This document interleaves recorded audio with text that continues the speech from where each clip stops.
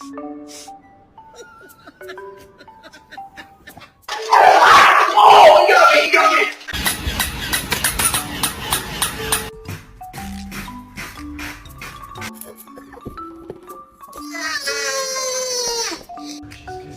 don't chew on his tail, Holly.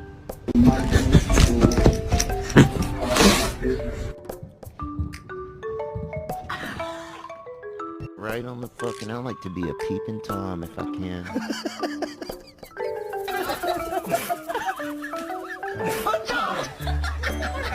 Okay,